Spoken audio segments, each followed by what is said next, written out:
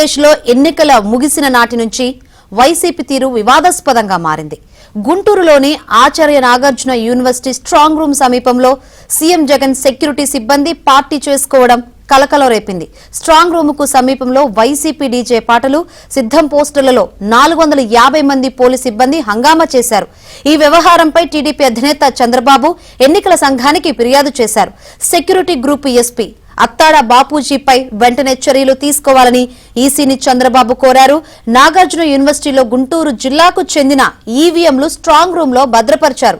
Strong room కు కూతవేటు దూరంలో security సిబ్బంది పార్టీ చేసుకోవడంతో పోలీసు వర్గాల్లో టెన్షన్ మొదలైంది.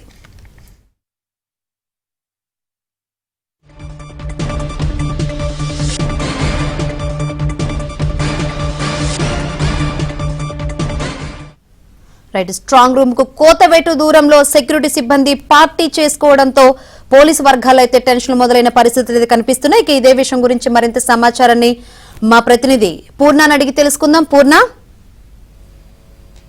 శంకరి, ఏదైతే Guntur Nagarjuna university strong room వద్ద సీఎం సెక్యూరిటీ సిబ్బంది పార్టీ నిర్వహించడం పట్ల చంద్రబాబు తీవ్రస్థాయిలో ఆగ్రహం వ్యక్తం చేస్తున్న పరిస్థితి నెలకొంది.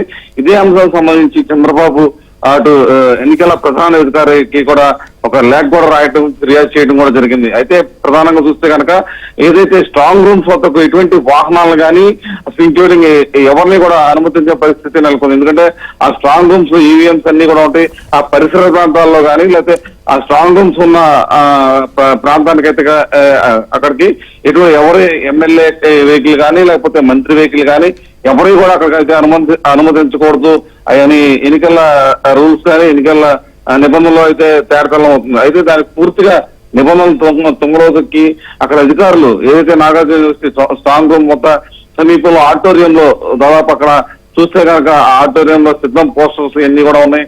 అక్కడ దాదాపు 450 మంది కలిసి అక్కడ పార్టీ కూడా చేసుకోవడం జరిగింది. నిన్న 14వ తారీఖు సాయంత్రం 4:30 మొదలైన ఆ పార్టీ సుమారు దాదాపు 8 గంటల వరకు కూడా కొనసాగింది అన్నట్టు తెలుస్తుంది. వీటన్నిటిని ఎన్ని కూడా క్రోడీకరిస్తూ మొత్తం కూడా ఎన్నికల అధికారి కూడా చంద్రబాబు ఫిర్యాదు చేయడం అయింది.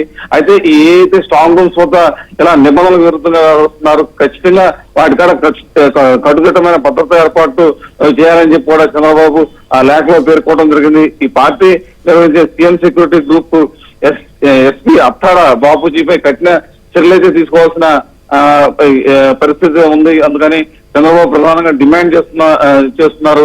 దాంట్లో కూడా పేర్కోవడం కూడా జరిగింది. స్ట్రాంగ్ రూమ్ వద్ద పటిష్టమైన బందోబస్తు కూడా ఏర్పాటు చేయాలి. అలాగే రాష్ట్ర వ్యాప్తంగా ఉన్న అన్ని స్ట్రాంగ్ రూమ్స్ వద్ద కూడా ఈ బందోబస్తు మరింత పటిష్టపరం చేయాలని చెప్పి కూడా చంద్రబాబు తెలపడం జరిగింది. Shankari, right, thank you Purna.